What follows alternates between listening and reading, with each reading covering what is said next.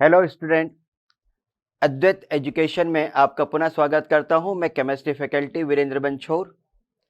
आज के इस लेक्चर में अपन वेव नेचर, वेव क्या होता है, कैसे वर्क करता है, इसकी पूरी जानकारी लेंगे। अच्छा, अब यहाँ पे क्या बेटा कि जनरली लोग सोचते हैं कि इलेक्ट्रॉन तो किसी न्यूक्लियस में चारों तरफ जो ऑर्बिट्स है उसमें घूमता रहता है। अब ये वेव कैसे बन जाती है, क्यों बन जाती है, तो इसकी मैं आपको बहुत थ्योरी बताऊंगा। हो सकता है ये चीज आपको कभी किसी ने ना बताई हो, फर्स्ट टाइम आप लाइफ में देखेंगे कि जब इलेक्ट्रॉन किसी सर्कुलर पाथ में रिवॉल्व करता है तो वो वेव किस प्रकार से बना लेता है, राइट। तो शुरुआत करते हैं। तो एक छोटी सी एक वैल्यूज है, क्या लिखते हैं अपन, electron revolve around the nucleus in a permitted orbit. Electron revolve around the nucleus in a permitted orbit and perform wave. आइए समझ में। जब इलेक्ट्रॉन किसी कक्ष में नाभिक के चारों ओर चक्कर लगाता है तो उसका पथ तरंग अर्थात वेव के रूप में होता है। ठीक, अब ये कैसे होता है, किस प्रकार से अपन इसको वर्क करते हैं। जैसे मान लो मेरे पास एक एटम का, अपन ने क्या लिया बेटा, ऑर्बिटल पार्ट लिया। एक मैंने एटम लिया, एटम का एक ऑर्बिट लिया। ठीक, अब ये जो ऑर्बिट लिया, इस ऑर्बिट को अपन ने क्या किया, इक्वल पार्ट में डिवाइड किया। क्यों किया उसका रीजन बता रहा हूं कि मुझे इलेक्ट्रॉन को इसमें रिवॉल्व करना बेटा। इलेक्ट्रॉन जो है वो यहां पे रिवॉल्व करेगा, ठीक है। इलेक्ट्रॉन यहां पे v वेलोसिटी से रिवॉल्व करता है। यहां पे मेरे पास न्यूक्लियस है, क्लियर। यहां मेरे पास न्यूक्लियस है। अब इलेक्ट्रॉन जो रिवॉल्व कर रहा है वो कैसे करता है, कैसे अपन उसको वर्क करते हैं, ठीक। इसके लिए मैंने क्या है, इसको 8 इक्वल पार्ट में डिवाइड किया। कितने पार्ट में डिवाइड किया बेटा, 8 इक्वल पार्ट में डिवाइड किया। तो मेरे पास जो पहला पार्ट है वो ऐसा है, क्लियर। फिर इस प्रकार से मैंने इसको इक्वल पार्ट में डिवाइड किया। क्यों डिवाइड किया, क्योंकि मुझे इसे ग्राफिकल फंक्शन में रिप्रेजेंट करना है। क्या रिप्रेजेंट करना बेटा, ग्राफिकल फंक्शन में रिप्रेजेंट करना है कि जब मेरे पास इलेक्ट्रॉन मूव करेंगे तो उसका फंक्शन आपके पास कैसे होगा, देखो जैसे ये है, तो इसको मैंने क्या किया, यहां से मैंने इसको एक एक्सिस के फॉर्म में कन्वर्ट कर दिया। जहां तक मैं इसका एक्सिस फॉर्म करूंगा, क्लियर है। ये मेरे पास एक लाइन मैंने ड्रॉ करी और इसका जो पाथ है बेटा, जैसे मान लो ये यहां से है, तो यहां से इसका जो पाथ आएगा यहां पे, वो कहां कहां टच करेगा इसको, ठीक। यहां पे ऐसे ही जाएगा, तो ये कहां पे इसको टच करेगा,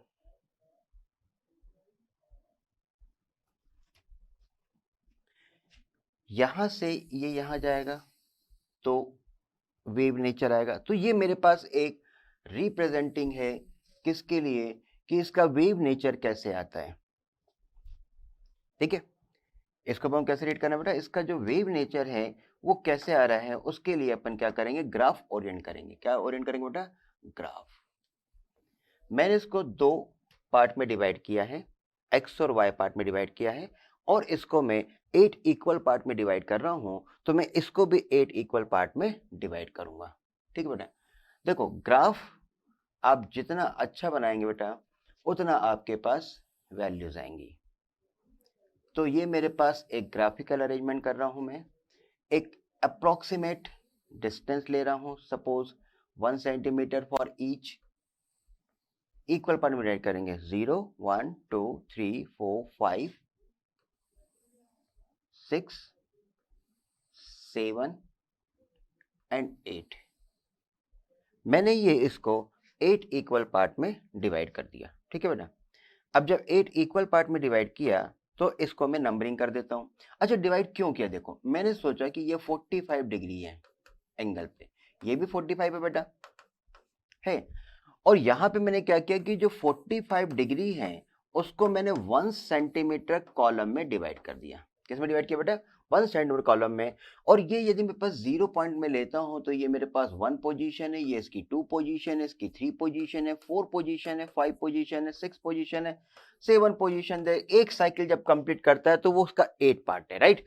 अब मैंने क्या करा, हर सेंटीमीटर को देखो, 0 से जब 1 आया तो मेरे पास 45 को 1 सेंटीमीटर में लिया, फिर यहां से 2 पे गया तो फिर 1 सेंटीमीटर, फिर ये 3 है, ये 4 है, ये 5 है, ये 6 है, ये 7 है, ये 8 है। मैंने 8 इक्वल पार्ट में उसको डिवाइड कर दिया। क्लियर? अब यहाँ पे 8 इक्वल पार्ट में डिवाइड कर दिया मैंने ग्राफिकल फंक्शन में। अब यहाँ पे मेरे को क्या रिप्रेजेंट करना चाहिए बेटा? एक्स और वाई कोऑर्डिनेट। देखो मेरे पास ये जो लाइन आ रही है, ये जो लाइन आ रही है, सेंटर लाइन को मैंने एक्स एक्सेस सपोज किया है और ये वाले को मैं क्या कर रहा हूं? वाई एक्सेस सपोज कर रहा हूं। ये वाला जो पॉइंट हो रहा है इसको मैं एक्स और वाई पॉइंट में सपोज कर रहा हूं। क्लियर बेटा? अब इलेक्ट्रॉन जैसे जैसे जाता है उसके पाथ को अपन रिप्रेजेंट करते हैं। इलेक्ट्रॉन जैसे जैसे मूव करेगा उसके पाथ को अपन सॉल्व कर। जैसे मान लो इलेक्ट्रॉन की जब 0 पोजीशन थी आप यहां पर थे, यस। जब इलेक्ट्रॉन 0 पे था तो आप यहां पे थे। जब इलेक्ट्रॉन 1 पे गया तो आप यहां पे आ गए। जब इलेक्ट्रॉन 2 पे गया तो आप 2 पे आ गए। जब इलेक्ट्रॉन 3 पे गया तो आप 3 पे आ गए। जब इलेक्ट्रॉन 4 पे गया तो आप 4 पे आ गए। इलेक्ट्रॉन 5 पे गया तो आप 5 पे आ गए। इलेक्ट्रॉन 6 पे गया तो आप 6 पे आ गए। 7 पे गया तो 7 पे आ गए। 8 पे गया तो 8 पे आ गए। यस और नो?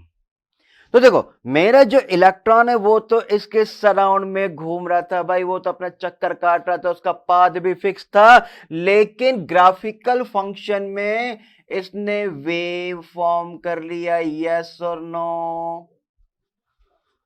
ये क्या फॉर्म कर लिया बेटा? वेव फॉर्म कर लिया। तो एक साइकिल में जब एक वेव फॉर्म करता है तो इसकी जो लेंथ काउंट होती है, this length is called 1 wave length. आइए समझ में? तो देखो किसी चीज को रिप्रेजेंट करना कितना आसान होता है, रटने की जरूरत नहीं है। एक चक्कर में एक वेव, एक और चक्कर काटा तो एक और वेव, एक और काटा तो एक और। जितने चक्कर काटेगा उतने बना देना, क्या दिक्कत है? आ रही बात समझ में?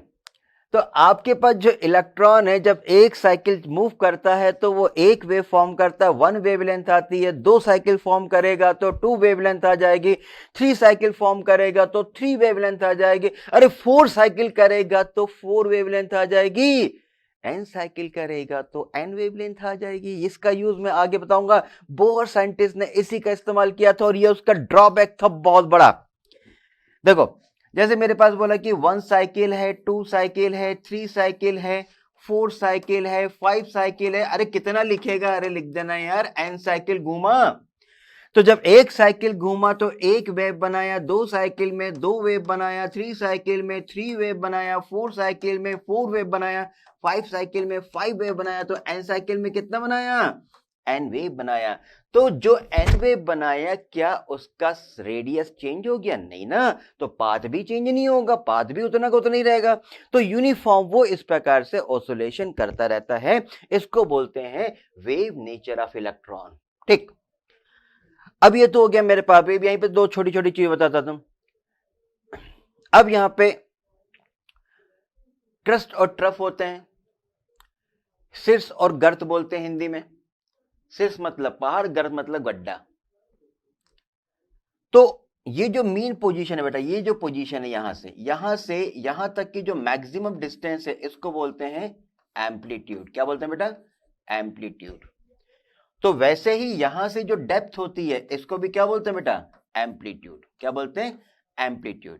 या ऐसा बोलते हैं कि जब वो वेव फॉर्म में ट्रेवल करता है तो जो मैक्सिमम मूवमेंट होता है, चाहे वो हाइट पे हो चाहे वो डेप्थ पे हो, इसको क्या बोलते हैं अपन? एम्पलीट्यूड। क्या बोलते हैं बेटा? एम्पलीट्यूड। तो मेरे पास जो वेव होती हैं इसमें कैरेक्टरिस्टिक्स में 5 मेन फंक्शन आते हैं। कैरेक्टरिस्टिक में 5 मेन फंक्शन आते हैं। जैसे एक आएगा आपका वेवलेंथ आ जाएगा, एक आपके पास फ्रीक्वेंसी आएगी, एक आपके पास टाइम आ जाएगा, एक आपके पास एम्पलीट्यूड आएगा और एक आपके पास वेव नंबर्स होते हैं जो कि लैम्डा अर्थात वेवलेंथ से रिलेटेड होते हैं। क्लियर है बेटा पॉइंट? तो मैं एक बार हल्का से रिपीट कर देता हूं कि जब इलेक्ट्रॉन मेरे पास इस प्रकार से रिवॉल्व करता है तो इसके पोजीशन पे यह वेव को परफॉर्म करता है और आगे चल के यही इलेक्ट्रोमैग्नेटिक वेव की कंडीशन में कन्वर्ट हो जाएगा। ठीक है, तो यहां तक किसी को प्रॉब्लम नहीं है तो मैं आगे चलता हूं टाइप्स में। अब जो इलेक्ट्रोमैग्नेटिक वेव है, अब इलेक्ट्रोमैग्नेटिक वेव क्या होती है मैं जैसे एक ब्रीफ बता देता हूं कि जैसे ये वेव है तो when electron is in rest, जब इलेक्ट्रॉन रेस्ट में होता है it produce only electric field. When electron is in rest it produce only electric field. When it is motion, when it is motion it produce both the field, electric field as well as magnetic field. These two fields are mutually perpendicular to each other.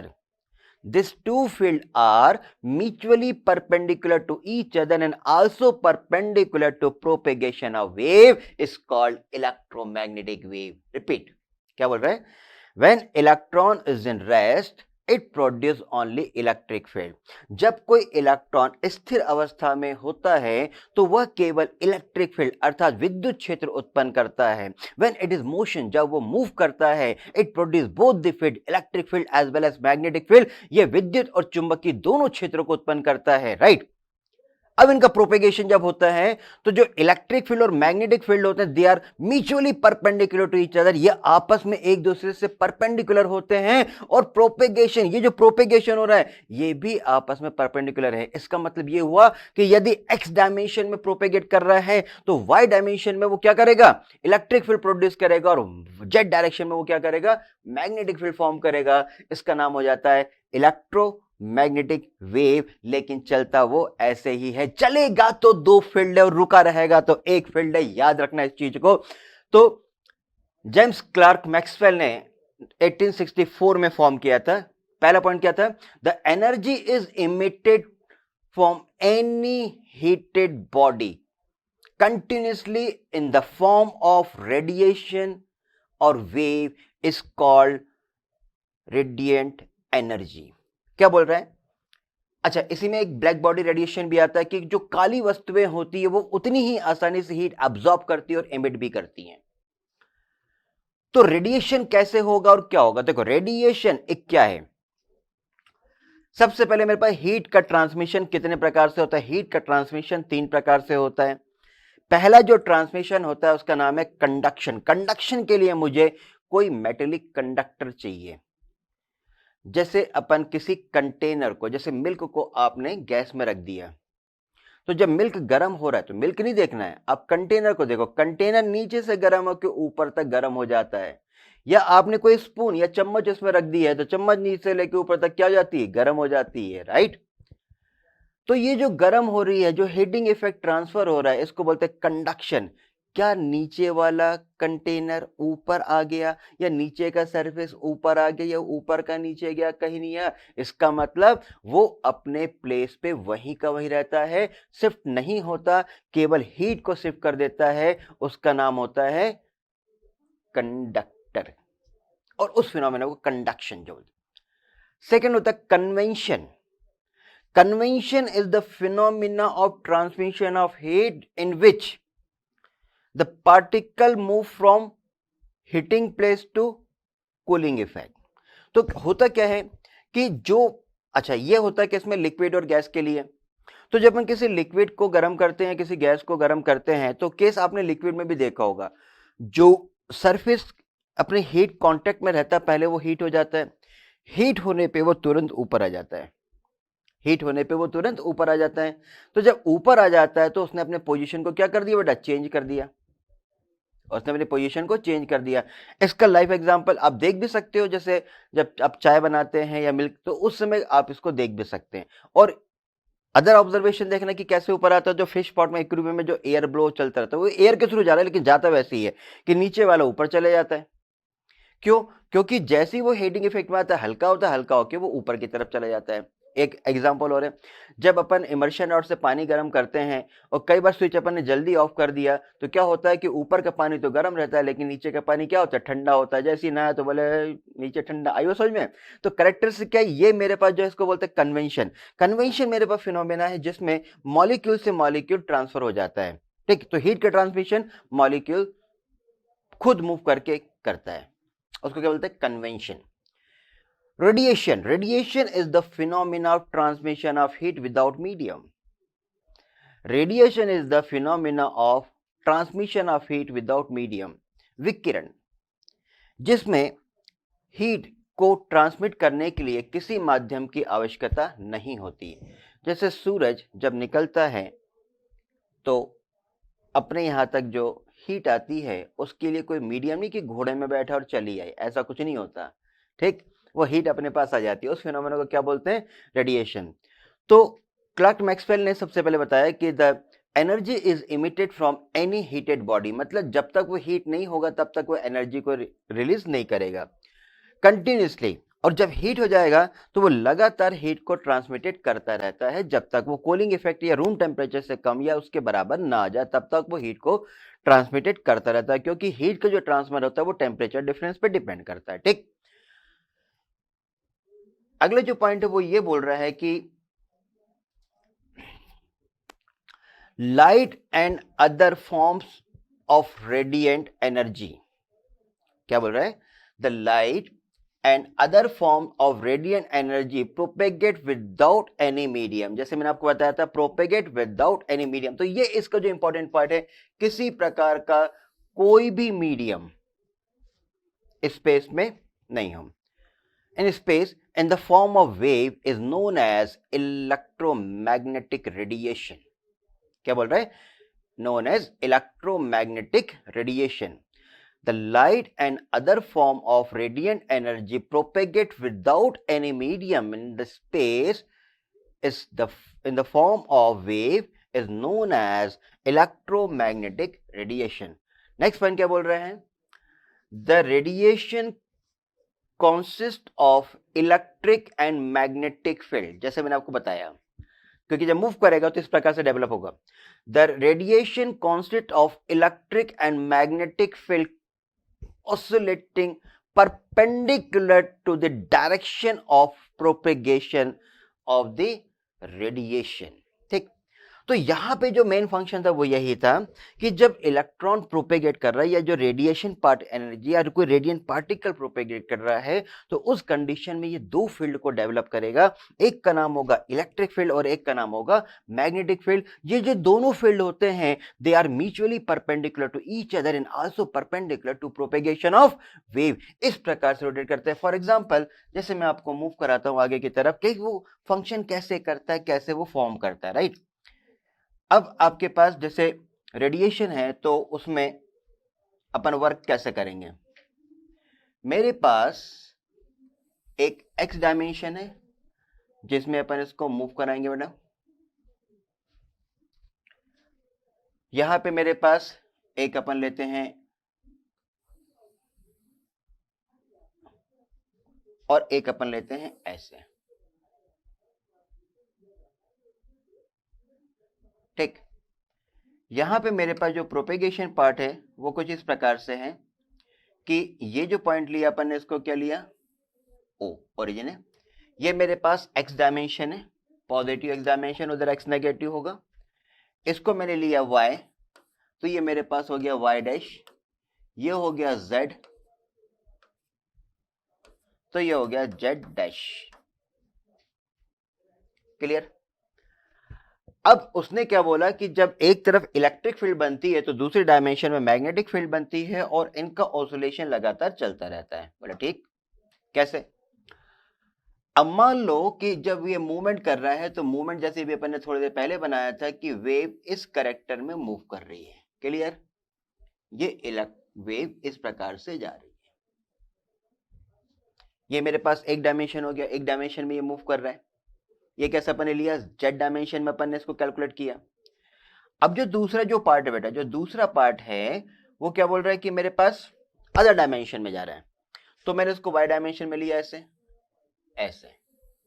ये मेरे पास कहाँ जा रहा है बेटा, Y dimension में। Y dimension में ये ऐसा मूव करता हुआ इधर आएगा, फिर ये इधर जाएगा,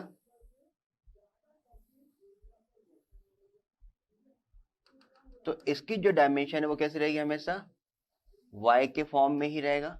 इस प्रकार से ये ऑसोलेट करता रहेगा यहाँ पे, ठीक।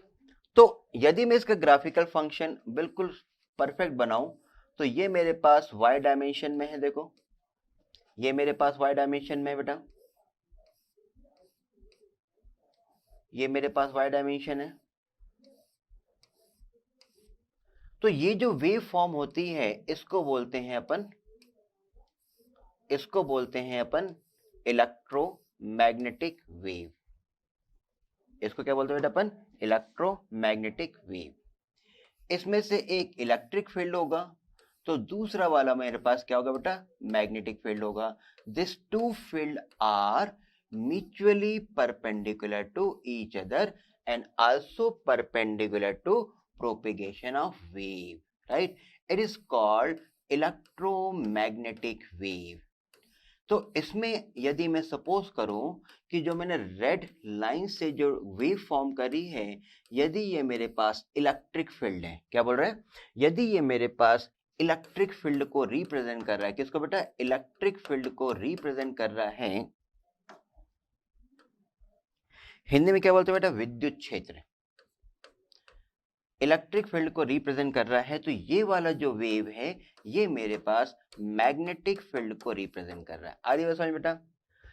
तो मेरे पास जब इलेक्ट्रॉन प्रोपेगेट करता है तो वो मेरे पास कैसे मूव कर रहा है, एक्स डायमेंशन में मूव कर रहा है। तो मैंने आपको क्या बताया था, when electron is rest it produce only electric field, when it is motion it produce both the field, electric field as well as magnetic field. This two field are mutually perpendicular to each other and also perpendicular to propagation of wave, is called electromagnetic wave. Same characteristic में radiant particle इस प्रकार से आपके पास movement करता है और ये मेरे पास क्या कहलाता है, इलेक्ट्रोमैग्नेटिक वेव कहलाता है। क्लियर बेटा। आगे बढ़ते अपन नेक्स्ट पॉइंट की तरफ। क्या बोल रहा है, the radiation possesses wave character and travels with the velocity of light. We know that the velocity of light is 3 into 10 की power 8 मीटर पर सेकेंड। जब वैक्यूम होता है ना, जब आपके पास फ्री स्पेस होता है तो उस समय वेलोसिटी ऑफ लाइट मैक्सिमम होती है और उसकी वैल्यू 3 into 10 की पावर 8 मीडियम। यदि कोई ट्रांसपेरेंट मीडियम में कोई अदर मीडियम से ट्रांसफर होती है तो ये थोड़ी सी कम हो जाती है, लेकिन ये अपन ओपन स्पेस में कैलकुलेट करते हैं तो इसकी वैल्यू 3 into 10 की पावर 8 मीटर पर सेकेंड होती है।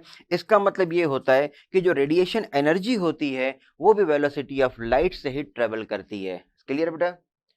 नेक्स्ट पॉइंट क्या बोल रहा है, these wave do not required any material medium. जैसे मैंने आपको बताया किसी प्रकार का कोई भी मीडियम, कोई भी मटेरियल मीडियम रिक्वायरमेंट नहीं होता फॉर द प्रोपेगेशन, मतलब चलने के लिए। जब वो आगे की तरफ मूव करता है तो किसी प्रकार का कोई भी मटेरियल, किसी प्रकार का कोई भी मटेरियल रिक्वायरमेंट नहीं होता।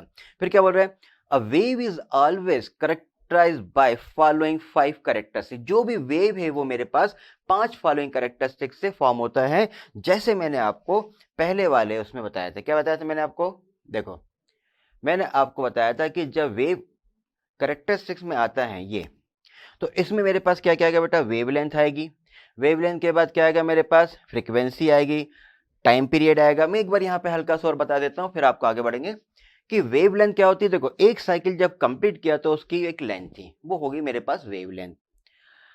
अब एक साइकिल में जितना वो वाइब्रेशंस करता है, जितना वो ऑसिलेशंस करता है, उसको बोलते हैं फ्रीक्वेंसी। क्या बोलते हैं बेटा, उसको फ्रीक्वेंसी की टर्म्स बोलते हैं।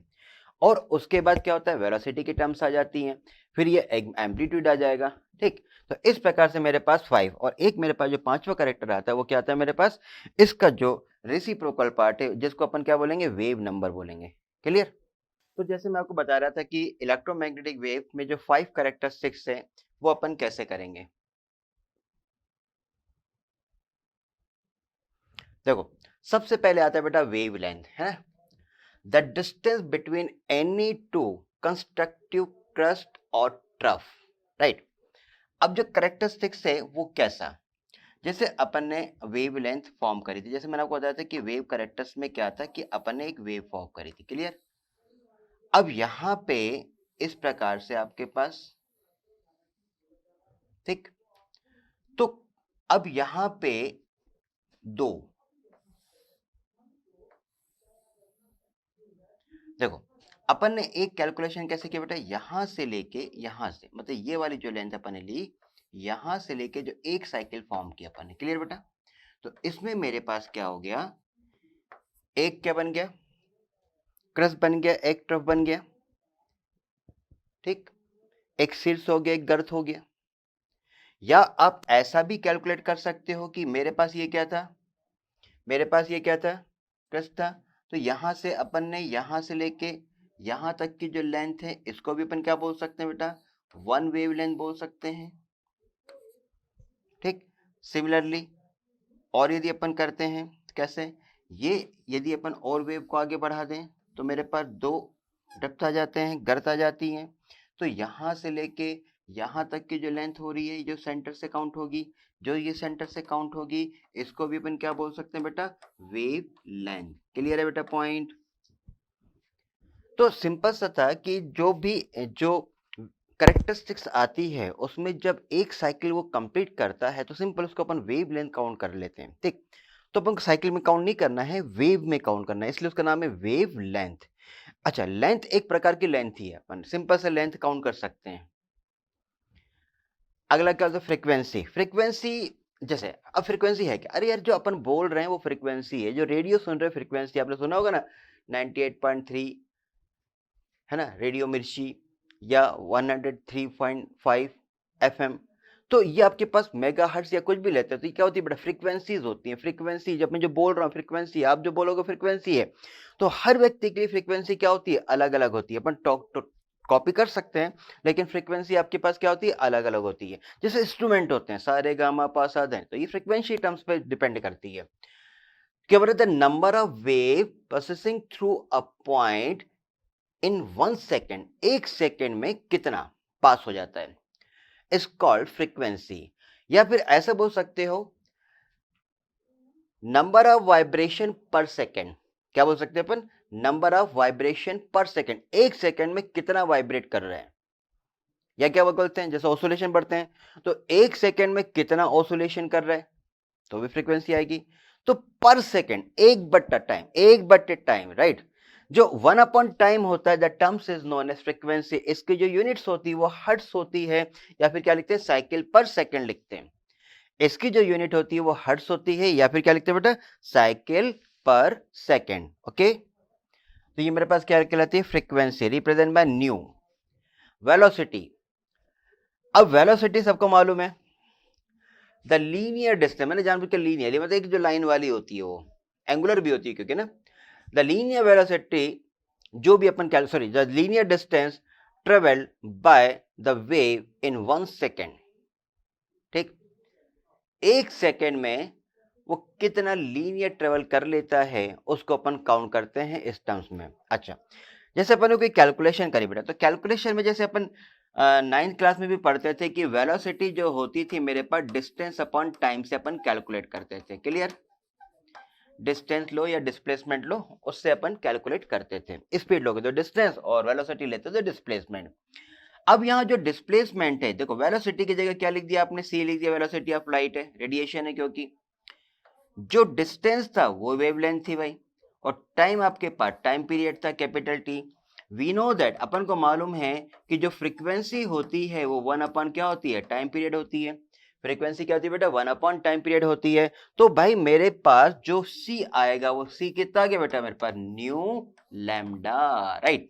जो न्यू है, कई लोग उसको एन लिखते हैं, कई लोग उसको एफ लिखते हैं, कोई भी लिखो मीनिंग एक रहता है। लेकिन जो आपके ओवरऑल इंडिया में जो बुक है वो एनसीईआरटी बुक होती है, एनसीईआरटी को फॉलो करते अपन मूव करते हैं, तो अपन न्यू सिंबल धीरे धीरे वो चेंज करते रहते हैं, तो अपन ने भी उसको किया हुआ है, लेकिन वैल्यू सबकी सेम रहती है। तो जो लीनियर डिस्टेंस कवर करता है वेव, उसको क्या, अच्छा वेव कितने में, बोले एक सेकंड में। अब एक सेकंड क्यों बोल दिया, देख सिंपल सी बात है भाई, डेफिनेशन बनानी है ना। तो velocity is equal to distance upon time था। अब टाइम को मैंने क्या कर दिया 1 सेकंड सपोज किया, तो जैसे ही मैंने 1 सेकंड करा तो वेलोसिटी डिस्टेंस के बराबर हो गई ना भाई, सिंपल सी चीज है यार। डेफिनेशन फॉर्म करने के लिए अपन वहां पे इसको न्यूमेरिकल पार्ट बोलते हैं। नेक्स्ट टर्म था एम्पलीट्यूड। तो जो मेरे पास वेव था, जैसे मैंने आपको बताया कि जो मेरे पास वेव है, वेव जो मूव करती है तो उसमें क्रस्ट और ट्रफ बनते हैं, शीर्ष और गर्त बनते हैं। तो इसका जो मैक्सिमम हाईएस्ट पॉइंट होता है वो एम्पलीट्यूड कहलाता है, और जो मैक्सिमम डेप्थ होता है ये भी मेरे पास एम्पलीट्यूड कहलाता है। क्लियर बेटा? तो जो वेव फंक्शन में ये जो मीन पोजीशन से जो मैक्सिमम डिस्प्लेसमेंट होता है उस टर्म्स को अपन क्या बोलते हैं बेटा? एम्पलीट्यूड बोलते हैं। The height of the crest और the depth of the trough is called amplitude. Hindi में इसको वर्ड है आयाम। क्या बोलते हैं बेटा? आयाम। मैं लिख भी देता हूं, देखो यार हिंदी मीडियम वाले भी पढ़ते हैं ना, तो उनको भी समझ में आना चाहिए कि आयाम क्या होता है। हिंदी में इसको आयाम बोलते हैं। क्लियर? ओके। नेक्स्ट जो टर्म्स आ रही है वो मेरे पास है वेव नंबर। वेव नंबर जो मेरे पास फिफ्थ टर्म्स होती है वेव करेक्टर के लिए, it is the defined as the number of wave present in 1 centimetre length. फिर 1 क्यों लिखा, समझ गया ना? या सिंपल बोलो, it will be the equal to the reciprocal of the wavelength. तो वेव नंबर को जो है वो न्यू बार से रिप्रेजेंट करते हैं। ये 1 अपॉन वेव लेंथ से कैलकुलेट होता है, इसलिए इसको अपन क्या बोलते हैं बेटा? पर सेंटीमीटर। उसने सेंटीमीटर जानबूझ के लिखा है ताकि आप यूनिट कंफ्यूज मत लो। आपको मीटर, एंगस्ट्रॉम, पिकोमीटर कुछ नहीं लेना है, केवल अपन को किस टर्म्स में लेना है बेटा? केवल अपन को सेंटीमीटर के टर्म्स में इसको कैलकुलेट करना है। तो ये मेरे पास वेव कैरेक्टर में 5 वैल्यूज आती हैं। क्लियर?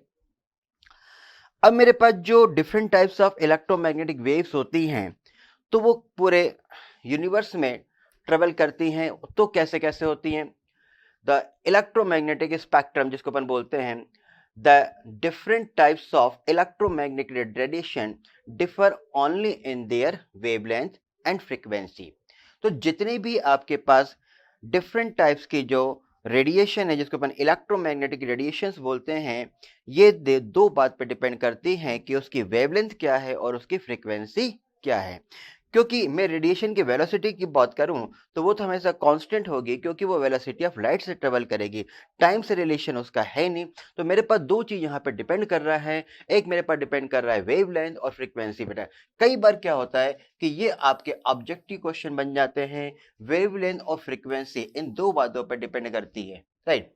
और मेरे पास ये ऑर्डर है, जैसे कॉस्मिक रेज होती हैं, जो कॉस्मिक रेज हैं उसकी वेवलेंथ मेरे पास कम होती है, जो वेवलेंथ अपन ने ऑर्डर पे लिखा है। तो कॉस्मिक जो रेज है उसकी वेवलेंथ कम होती है, गामा रेज की उससे ज्यादा होती है, देन एक्स रेज है, अल्ट्रावायलेट रेज है, देन विजिबल रेज है जिसको हमें आंखों से दिखाई देती है, इंफ्रारेड से, माइक्रोवेव से और रेडियो वेव से। तो ये मेरे पास कुछ वेव्स हैं जो इस प्रकार से मूव करती हैं, राइट? अब अपन यहाँ पे बात कर रहे हैं वेव्स की, तो मैं यहाँ पे छोटा सा आपके पास स्पेक्ट्रम थ्योरी भी बता देता हूँ, है ना? तो वेव रेडिएशन क्या होते हैं, स्पेक्ट्रम्स क्या होते हैं, उसके बाद आपके पास आइंस्टाइन की वेव इक्वेशन क्या थी, डी ब्रोगली इक्वेशंस क्या थी, ये सब अपन एक एक करके रीड करेंगे। ठीक, आगे बढ़ते हैं बेटा अपन।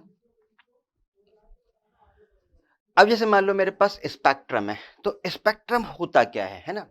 अब जैसे अपन बात करेंगे अच्छा, स्पेक्ट्रम एक तो अपन जो फिजिक्स पढ़ेंगे वो तो है थोड़ा सा, तो स्पेक्ट्रम के बारे में छोटी सी नॉलेज अपन को जो केमिस्ट्री में रिक्वायरमेंट है बस मैं उतना ही बताऊंगा, फिजिक्स वाला उतना नहीं बताऊंगा। बट डेफिनेशन क्या है? When a beam of white light, when a beam of white light incident on A prism, when a beam of white light incident on A prism, then after two refraction, then after two refraction it is emergent, it is emergent and split into 7 colors। 7 क्यों बोला? मुझे दिख रही थी, जो नहीं दिख रही उसको नहीं लिखा। split into 7 colors, this phenomena of light rays is called dispersion of light। Spectrum मत लिख देना, dispersion of light। When this dispersed light is incident on a screen, जब ये स्क्रीन पे गिरती है तब मुझे विबग्योर फॉर्म होता है। क्या फॉर्म होता है? विबग्योर। C1 कलर्स ऑब्टेन होते हैं, राइट? तो वो जो C1 कलर्स ऑब्टेन हो रहे हैं उसको स्पेक्ट्रम बोलते हैं। आप ऐसा समझा करो कि भाई आप किसी थिएटर में पिक्चर देखने बैठे हो, अब प्रोजेक्टर चालू हुआ तो वो मेरा स्लिट है, खट से चालू किया, लाइट फोकस हो गई, तो क्या हवा में दिखता है? नहीं दिखता ना, पर्दे पे दिखेगा ना कि अमिताभ बच्चन दौड़ रहा है कि ऐसे ही। तो कैरेक्टरिस्टिक क्या कि आपके पास जब तक स्क्रीन नहीं होगी तो वो चीज आपको दिखाई नहीं देगी। क्लियर है? तो स्क्रीन होना बहुत जरूरी है। तो कई लोग क्या होता है गलत तरीके से उसको रीड कर लेते हैं, तो मैं आपको फिर से बता देता हूं। When a beam of white light incident on A prism, when a beam of white light incident on a prism, then it is refracted by two surface. दो सरफेस से रिफ्लेक्ट होने के बाद इमर्जेंट होती है, उस कंडीशन में वो स्प्लिट हो जाती है। तो जैसे स्प्लिटिंग होती है तो उसको बोलते हैं डिस्पर्शन ऑफ लाइट। क्या बोलते हैं बेटा? Dispersion of light. और जो डिस्पर्स लाइट रे जब स्क्रीन पे गिरती है तो आपको विबग्योर फॉर्म होता है, रेनबो फॉर्म होता है, ऐसा बोल सकते हैं अपन। तो कैरेक्टरिस्टिक्स में क्या होता है उसको अपन स्पेक्ट्रम बोलते हैं। एक बार हिंदी में बोल देता हूं। जब एक श्वेत वर्णी प्रकाश किरण किसी प्रिज्म पर आपतित होती है तो दो अपवर्तन के पश्चात 7 रंगों में विभक्त होकर निर्गत हो जाती है। यह घटना प्रकाश का वर्ण विक्षेपण कहलाती है। जब यह रंग किसी पर्दे पर आपतित होते हैं तो बैजानी, हप्पी, नाला, बैगनी, जामुनी, नीला, हरा, पीला, नारंगी, लाल प्रिज्म के आधार से ऊपर की ओर बन जाते हैं। इस फिनोमेना को स्पेक्ट्रम कहते हैं। आई बात समझ में? देखो यार, जो वीडियोस हैं ये हिंदी मीडियम के बच्चे भी देखते हैं, इसलिए मुझे उनको बताना पड़ता है। ठीक,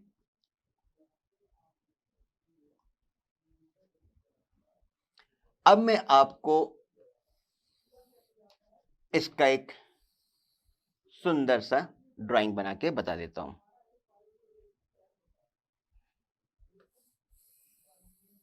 ये मेरे पास एक प्रिज्म है। अब क्या बोल रहे हैं? A beam of white light, एक व्हाइट लाइट इस पे इंसिडेंट होती है। यहां पे आपके पास स्लिट लगा रहेगा, स्लिट से जो भी आपके पास लाइट निकलती है वो व्हाइट लाइट।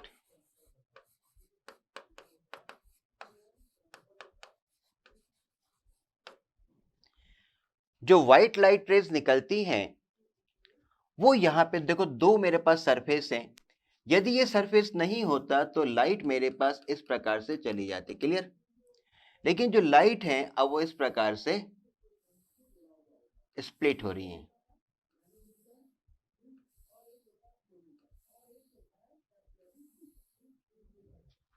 ठीक, स्प्लिट होने के बाद वो बाहर गिरती हैं।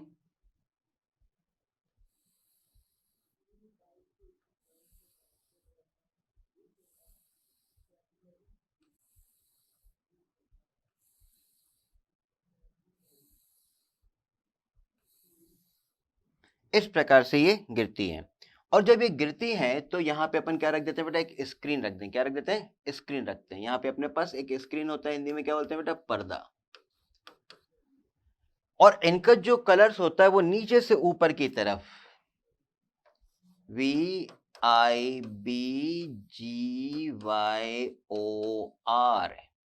हिंदी वर्ड है इसका बै जा नी ह पी ना ला, बैजानी, हप्पी, नाला। इस प्रकार से अपन उसको वर्क करते हैं। क्लियर है? तो मेरे पास जैसे अपन विबग्योर की बात करते हैं तो जैसे मैंने बोला रेड, तो जो रेड कलर है वो यहां से मेरे पास ये आ रहा है। ये मेरे पास कैसा है बेटा? रेड कलर आ गया। ठीक, अब रेड कलर के बाद क्या आ रहा है बेटा? ऑरेंज कलर आ रहा है। तो मेरे पास ऑरेंज कलर, ये रहा दूसरा कलर, ये मेरे पास है बेटा ऑरेंज। फिर मेरे पास क्या है बेटा? फिर है मेरे पास येलो कलर, ये रहा तीसरी, ये मेरे पास येलो कलर। ठीक, उसके बाद कौन सा कलर है बेटा? ग्रीन कलर, ये रहा मेरे पास ग्रीन कलर। फिर है मेरे पास ब्लू कलर, ये आपके पास ब्लू कलर आ गया बेटा।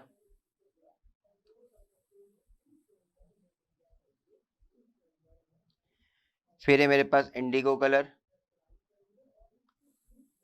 जिसको अपन जामुनी बोलते हैं बेटा। और फिर मेरे पास आता है वॉयलेट कलर। तो जो वॉयलेट कलर है वो मेरे पास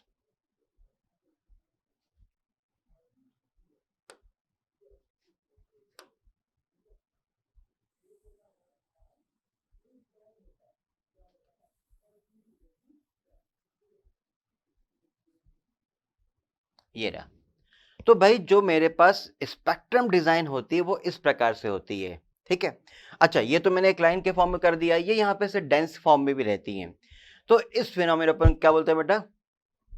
स्पेक्ट्रम। देखो क्या था, when a beam of white light rays incident on a prism, then after two refraction it is split and emergent into 7 colors. This 7 color is called, ये जो 7 कलर्स अपने पास ऑप्टेन हो रहे हैं इसको क्या बोलते हैं बेटा अपन? इसको अपन क्या बोलते हैं? Dispersion of light. When the dispersed light is incident on a screen, then Vibgyor is obtained from bottom to top of the prism is called spectrum. इसको क्या बोलते हैं बेटा अपन? स्पेक्ट्रम बोलते हैं। क्लियर? अब यहाँ पे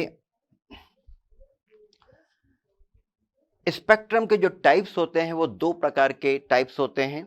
देखो मैं डिटेल नहीं, जो अपने काम की चीजें केमिस्ट्री में बस मैं उतना बताऊंगा आपको। मेरे पास दो प्रकार के स्पेक्ट्रम्स होंगे, एक का नाम होगा मेरे पास एमिशन स्पेक्ट्रम और दूसरे का नाम होगा मेरे पास एब्जॉर्प्शन स्पेक्ट्रम। एमिशन स्पेक्ट्रम क्यों होता है? Due to burning substance. कोई भी चीज यदि जलती है तो जलने पे जो स्पेक्ट्रम फॉर्म होता है उसको बोलते हैं अपन एमिशन स्पेक्ट्रम। और जो एब्जॉर्प्शन स्पेक्ट्रम वो क्या होता है कि कोई सब्सटेंस जो होती है वो ये जितनी लाइट्स होती हैं उनको वो एब्जॉर्ब कर लेते हैं, तो वो आपको स्क्रीन में ब्लैक लाइंस ओरिएंट करता है, जिसकी स्टडी सबसे पहले फ्रॉनहोफर साइंटिस्ट ने करी थी। इसलिए उन फ्रॉन जो ब्लैक लाइंस है उसको फ्रॉनहोफर लाइंस भी बोलते हैं। कई बार ये क्वेश्चन आ चुका है। मेरे पास यहाँ पे चीजें जलती, जैसे अपने पास रेडिएशन थ्योरी में भी गया, मास क्लास में बोला कि कोई चीज जलेगी तो रेडिएशन होगा ना, तो जलेगी तो कैसे रेडिएशन होगा? तो मेरे पास जो सब्सटेंस है बर्न होते हैं, तो मेरे पास सबसे पहले अपने क्या करा, जो एमिशन स्पेक्ट्रम्स हैं, कौन सा? जो एमिशन स्पेक्ट्रम है इसको अपन ने 3 पार्ट में डिवाइड किया है। एक मेरे पास है कंटिन्यूस स्पेक्ट्रम। अब ये कंटिन्यूस स्पेक्ट्रम क्या बोले, यही तो है, मतलब ऐसा कोई भी स्पेक्ट्रम जिसमें मुझे 7 कलर्स दिखते हैं, ऐसा कोई भी स्पेक्ट्रम जिसमें मुझे पूरे 7 कलर्स दिखते हैं उसको बोलते हैं अपन कंटिन्यूअस स्पेक्ट्रम। क्लियर? उसको क्या बोलते हैं बेटा अपन? Continuous spectrum. इसमें 7 कलर देखेंगे, जैसे जो सोलर सिस्टम है या कैंडल है या जो येलो वाले बल्ब आते हैं उनके जो स्पेक्ट्रम्स आते हैं उनको बोलते हैं अपन कंटिन्यूअस स्पेक्ट्रम, जिसमें अपन को क्या दिखते हैं बेटा? 7 कलर्स ओरिएंट होते हैं। तो जो कंटिन्यूस सेकंड जो पार्ट होता है मेरे पास उसका नाम है लाइन स्पेक्ट्रम। क्या बोलते हैं बेटा? Line spectrum. लाइन स्पेक्ट्रम क्या होता है याद रखना, एटॉमिक स्पेक्ट्रम। जो मेरे पास लाइन स्पेक्ट्रम है उसको क्या बोल रहे हैं अपन? Atomic spectrum. ये क्या होता है? मेरे पास पीरियोडिक टेबल में जितने भी एलिमेंट्री पार्ट है वो इंडिपेंडेंट है, मॉलिक्यूलर फॉर्म में नहीं है, तो उनके जो स्पेक्ट्रम होंगे वो लाइंस के फॉर्म में होंगे। तो लाइंस के फॉर्म में पूरे 7 कलर्स आपको दिखाई नहीं देंगे, पूरे 7 कलर्स आपको दिखाई नहीं देंगे। ठीक, जैसे सोडियम में 2 येलो लाइट रेज दिखेंगे, दोनों की वेवलेंथ अलग होती है। जो हाइड्रोजन स्पेक्ट्रम अपना मेन टॉपिक है, उस हाइड्रोजन स्पेक्ट्रम में मेरे पास 4 कलर्स की लाइन आपको दिखेंगी। तो क्या होता है कि जैसे अपन यहाँ पे हाइड्रोजन का मुझे स्पेक्ट्रम बनाना है, तो अपन करते क्या है कि यहाँ पे अपन ने एक कंटेनर लिया, अच्छा ये क्लोज सिस्टम में लेते हैं ताकि इधर उधर ना। यहाँ पे हाइड्रोजन एटम और इसको अपन ने हीट कर दिया। हीट करने पे यहाँ से इनकी फ्यूम्स आती हैं, यहाँ पे इनकी क्या आती है बेटा? फ्यूम्स आती हैं। तो जो फ्यूम्स आती हैं वो क्या करती हैं, किसी को एब्जॉर्ब कर ले। जैसे अपन जैसे धुएं को देखते हैं और लाइट पड़ेगी तो पीछे पीछे ब्लैक शेडो आता है, तो क्या करते हैं वो कुछ को एब्जॉर्ब कर, भाई काला क्यों दिख रहा है? क्योंकि वो लाइट को एब्जॉर्ब कर रहे हैं, सिंपल सी बात है। ठीक, तो जैसे मेरे पास ये जो कलर्स थे 7 कलर्स थे, जब इनमें से 7 कलर में से कुछ को जाने देते, कुछ को क्यों जाने देंगे भाई? यदि मान लो मेरे पर रेड कलर है, तू भी रेड है, तो लाल लाल मिलके निकल जाएंगे। तो जो कलर मैच वेवलेंथ वाले होते हैं, एक जैसे वेवलेंथ वाले होते हैं, वो सीधे आगे निकल जाते हैं, और जो मैच नहीं करते वो एब्जॉर्ब होकर ब्लैक हो जाते हैं। तो जो ब्लैक हो जाएंगे फिर आपको दिखाई नहीं देंगे क्योंकि वो एब्जॉर्ब हो गए। तो मेरे पास 7 कलर्स केवल कंटिन्यूस स्पेक्ट्रम में दिखते हैं। जो लाइन स्पेक्ट्रम्स होते हैं उसमें कुछ कुछ कलर देखते हैं, जैसे हाइड्रोजन का स्पेक्ट्रम है, सोडियम का स्पेक्ट्रम है, मैग्नीशियम का, हीलियम का। भाई पीरियोडिक टेबल में जो भी एलिमेंट्री पार्ट है वो अपने पास लाइन स्पेक्ट्रम्स होती है। उसके बाद आपके पास एक आता है कि बैंड स्पेक्ट्रम। बैंड स्पेक्ट्रम, एक तो कंटिन्यूस स्पेक्ट्रम, एक मेरे पास लाइन स्पेक्ट्रम और बैंड स्पेक्ट्रम। बैंड स्पेक्ट्रम होता है क्या? ये इसी का पार्ट होता है। बैंड मतलब पट्टी, पट्टी ऐसे चौड़े चौड़े फॉर्म में रहती हैं। अब ये चौड़े चौड़े फॉर्म में कैसे रहती हैं? बच्चा बोलता है ऐसा समझ में नहीं आया, तो बस सिंपल तरीका है भाई। आप एशियन पेंट का कलर शेड लेते हो। अब जब कलर शेड आप साइड से ऐसे रखते हो तो बोलते वायलेट चाहिए, तो बोले कौन सा वाला वायलेट चाहिए? खूब सारे वायलेट दिखते ना आपको, तो है तो सभी वायलेट, लेकिन वायलेट में हर वायलेट की वेवलेंथ अलग अलग है। पिंक चाहिए तो कौन सा वाला पिंक, डार्क की, लाइट की, कैसा चाहिए? तो बहुत सारे वेवलेंथ है उसके भी। तो आपका वो इंडिपेंडेंट वन नहीं है बेटा, जो इंडिपेंडेंट वन है वो तो लाइन है। यदि मैं बैंक के फॉर्म में, एक बंडल के फॉर्म में ले रहा हूं और सबकी वेवलेंथ अलग हो रही है, तो मैं क्या बोलूंगा इसको? Band spectrum. क्या बोलूंगा? Band spectrum. क्लियर? तो बैंड स्पेक्ट्रम में लाइंस होती है, उसको फाइन लाइंस, जो अलग अलग लाइंस आपको दिख रही, violet violet violet violet violet, सबकी शेड अलग है, तो उसको क्या बोलते हैं? Fine spectrum. तो फाइन स्पेक्ट्रम्स को से अपन उसको डिफरेंशिएट कर दिया है कि वायलेट कौन सा वाला, या ग्रीन कौन सा वाला, या रेड कौन सा वाला। तो एक पैकेट के फॉर्म में होता है, वो एक बंडल को डिफाइन करता है, इसलिए उसका नाम है बैंड स्पेक्ट्रम। तो मेरे पास जो लाइन स्पेक्ट्रम होता है, इसमें से जो सबसे इंपॉर्टेंट पार्ट है जो मेरे को पढ़ना है वो है हाइड्रोजन। जो स्पेक्ट्रम मेरे को पढ़ना है, ये सबसे इंपॉर्टेंट पार्ट होगा, जो बोहर की थ्योरी में काउंट होगा। मैंने आपको ये इसलिए बता दिया क्योंकि वेव अपन पढ़ रहे हैं, तो एक स्पेक्ट्रम का जो छोटा सा पार्ट है वो उसके साथ अपन खत्म करेंगे। ठीक, इसके बाद आता है छोटा सा एब्जॉर्प्शन स्पेक्ट्रम। एब्जॉर्प्शन क्या समझ गया ना, कि भाई जैसे आप कहीं चल रहे हो तो आपकी शेडो आपके साथ साथ चल रही, तो वो एब्जॉर्प्शन है ना भाई, आपने लाइट को एब्जॉर्ब कर लिया तो ब्लैक लेंस आ गई। इसी प्रकार फ्रॉनहोफर साइंटिस्ट ने सबसे पहले देखा कि जो सनरेज से जो स्पेक्ट्रम ओरिएंट हो रहे हैं, जैसे ये स्पेक्ट्रम ओरिएंटेशन हुआ, उसमें भी कई ब्लैक लाइंस आ रही हैं और कई वैरायटी ऑफ लाइंस आ रही है। तो उसने देखा कि जो सोलर सिस्टम्स हैं या एटमॉस्फेयर में कई पार्टिकल्स हैं, उन लाइट रेस को एब्जॉर्ब कर लेते हैं। इसको अपन मटेरियल पार्टिकल बोलते हैं, जो लाइट रेस को एब्जॉर्ब कर लेते हैं। तो जो एब्जॉर्ब करते हैं वो वहां पे आपको दिखने लगती हैं, और इसी से अपन को मालूम पड़ता है कि वहां पे हीलियम है, नियॉन है, कौन सी गैस है। तो अपन ने क्या देखा? हीलियम का स्पेक्ट्रम अपने अर्थ पे देखा। ये थोड़ी की बाल्टी लेके सर पे चले गए, सूर्य पे चले गए, बोले भगवान एक बाल्टी दे दे, ऐसा थोड़ी होता है। तो भाई अपन ने क्या किया, जो स्पेक्ट्रम पार्ट है, स्पेक्ट्रम से ही ये बताया कि मेरे पास सन में ये है, जुपिटर में ये है। तो अलग अलग प्लेनेट में अपन बताते हैं ना कि किसमें कौन कौन सी गैसेस है या कौन सी नहीं है, वो with the help of Fraunhofer lines के थ्रू अपन इसको कैलकुलेट करते हैं, जिसको अपन स्पेक्ट्रम की थ्योरी बोलते हैं। ठीक है, तो आज के वीडियो में अपन इतना करेंगे। नेक्स्ट वीडियो में अपन आगे की तरफ मूव करेंगे, वेव करेक्टर ही लेंगे। वेव करेक्टर में क्या क्या लेंगे अपन? जैसे अपन लेंगे आइंस्टाइन का वेव करेक्टर क्या था, उसके बाद मैक्स प्लैंक की थ्योरी क्या थी, उसके बाद आपके पास डुअल नेचर क्या थे। तो ये अपने पास वेव करेक्टर की चीज और बहुत सारी अपने पास आने वाली है, राइट।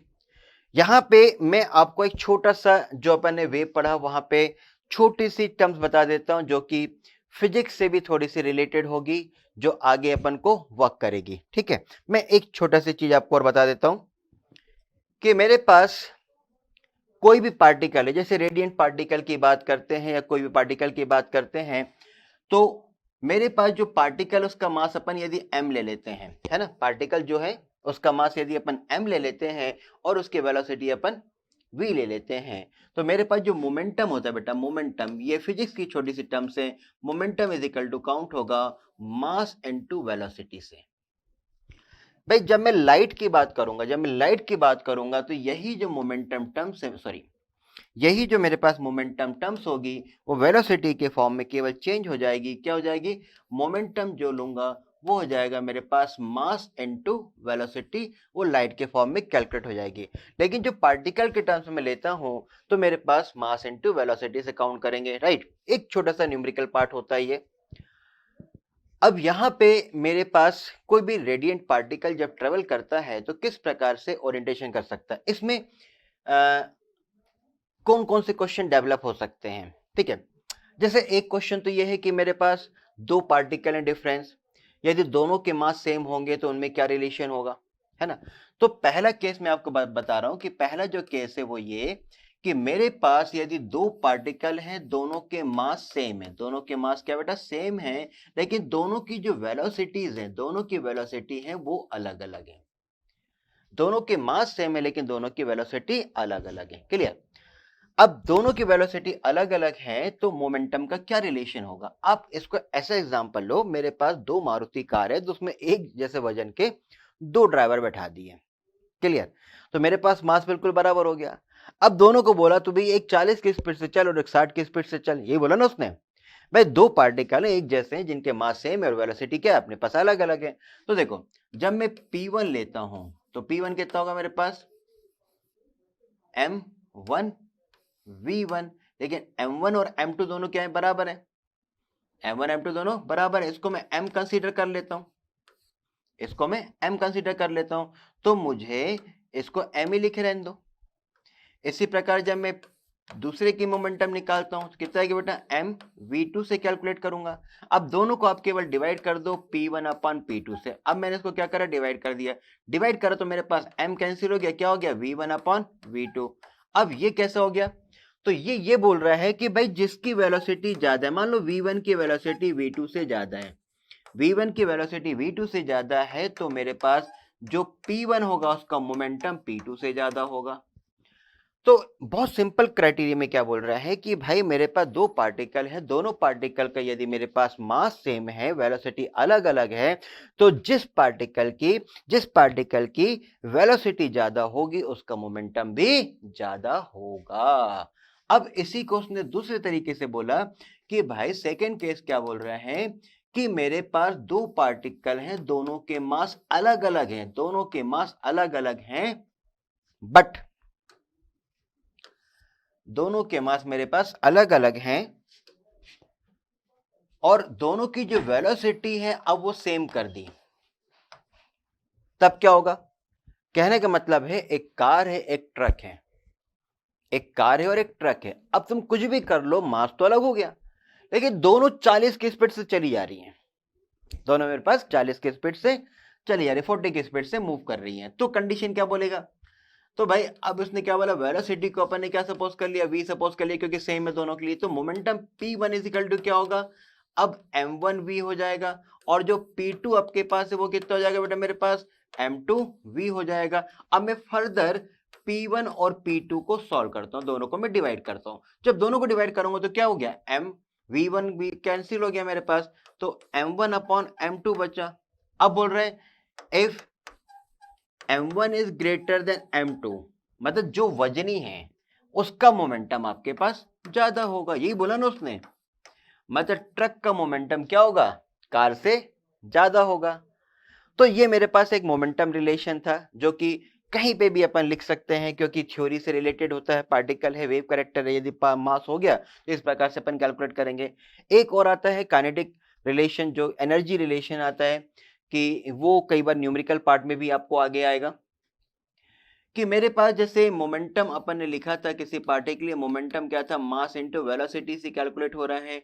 इसकी जो काइनेटिक एनर्जी अपन लिख रहे हैं, काइनेटिक एनर्जी अपन लिखते हैं वो है मेरे पास हाफ mv का स्क्वायर, राइट, ये लिखा है। तो बोले अब इन दोनों में क्या रिलेशन है, इन दोनों का रिलेशन पे कई बार न्यूमेरिकल्स भी आते हैं, तो अपन कैसे सॉल्व करेंगे। देखो बहुत सिंपल तरीका बता देता हूं कि भाई ये जो मेरे पास मोमेंटम लिखा है इसको आप क्या करो, स्क्वायर कर दो। क्या कर दो बेटा, स्क्वायर कर दो। तो मैंने क्या करा, m का स्क्वायर करा, v का स्क्वायर करा, तो मेरे पास क्या हो गया बेटा, p का स्क्वायर हो गया। अब मुझे क्या करना था, केवल mv स्क्वायर चाहिए था। देखो ध्यान से, मुझे क्या चाहिए था, केवल mv स्क्वायर चाहिए था। तो मैंने लिखा mv square is equal to, m नीचे ले गए तो ये हो गया p का स्क्वायर अपॉन m। भाई मुझे नहीं चाहिए था ना, तो मैं इसको इधर ले गया। या फिर उसको आप साइड में कर दो, देखो, या फिर आप उसको ऐसा करो, जैसे आप इसको यहां नहीं लेना चाह रहे हो, आप सॉरी आप इसको साइड में नहीं लेना चाह रहे, तो आप क्या कर दो, इसको यहां से बाहर निकाल दो, ऐसे कर दिया। मुझे तो इतना चाहिए ना, लेकिन मुझे हाफ भी चाहिए, तो आप क्या करोगे, इसको अब तो हाफ कर दो दोनों साइड। तो मेरे पास यदि मैं हाफ करता हूं, या ऐसा करो यहां पे 2 कर दो, यहां क्या कर दिया अपन ने, हाफ m v का square is equal to p का स्क्वायर, यस कर दिया। अब ये क्या हो गई, मेरे पास काइनेटिक एनर्जी आ गई, तो मेरे पास क्या आ गया 2m into kinetic energy is equal to कितना हो गया, मोमेंट का स्क्वायर। तो भाई ये बता दे तेरे पास मोमेंटम कितना हो गया, अरे रूट कर देना यार, ये हो गया 2m इंटू काइनेटिक एनर्जी। आ रही है वैल्यू, आ रही है भाई। मेरे पास कैरेक्टरिस्टिक में क्या आया कि जब मैंने कैलकुलेशन किया तो मेरे पास जो मोमेंटम था वो था एम स्क्वायर वी स्क्वायर लिया तो मोमेंटम का स्क्वायर हो गया। भाई एम को मैंने सेपरेट किया, मैंने क्या करा 2 से मल्टीप्लाई करा, 2 से डिवाइड करा, क्यों करा भाई, मुझे काइनेटिक एनर्जी में कन्वर्ट करना था, मैंने काइनेटिक एनर्जी में कन्वर्ट कर दिया। तो मेरे पास एक रिलेशन आ गया मोमेंटम और काइनेटिक एनर्जी में कि momentum is equal to root 2m into kinetic energy. Okay, तो बेटा ये मेरे पास एक छोटी सी थ्योरी थी जो कि वेव रेडिएशन या उससे रिलेटेड आएगा। नेक्स्ट जो वीडियो आएगा उसमें बेटा अपन आइंस्टाइन की जो इक्वेशन थी वो, प्लांक की इक्वेशन थी वो, डी ब्रोगली इक्वेशन थी, बोहर ने जो डी ब्रोगली इक्वेशन से वेव कैरेक्टर फॉर्म किया था उसकी अपन स्टडी करेंगे। ओके बेटा, तब तक पढ़ते रहो, पढ़ाते रहो, दोस्तों से मुलाकात करते रहो, हमारे बारे में बताते रहो। जय हिंद।